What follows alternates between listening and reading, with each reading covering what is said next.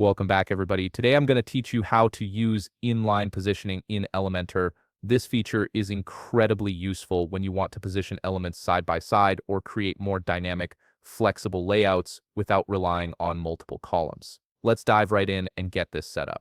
First, you'll need to access your WordPress website dashboard. Simply log in using your admin credentials and you'll land on the main dashboard where all your site management tools are located. This is your starting point for any design work you'll be doing in Elementor. Once you're in the dashboard, navigate to the Pages section on the left sidebar and click on All Pages. This will display a list of all the pages currently published or in draft on your website. From here, locate the specific page you want to edit and hover over it.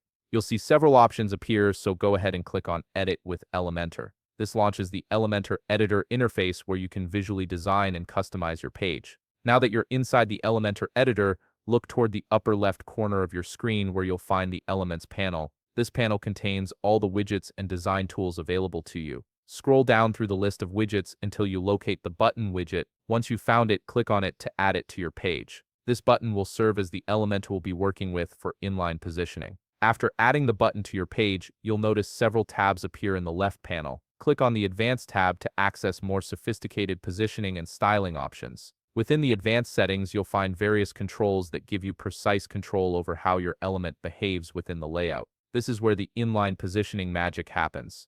Next, look for the positioning section within the advanced tab. Here you can change the position type to inline, which allows the element to flow naturally alongside other elements rather than taking up the full width. You can also adjust the vertical alignment of the widgets if needed by using the controls under the Align Self section. This lets you fine-tune whether your button sits at the top, center, or bottom relative to neighboring elements. And there you have it. You've successfully configured inline positioning in Elementor, giving you much more flexibility in how your page elements are arranged. If you found this video helpful, please leave a like, subscribe, and see you in the next video.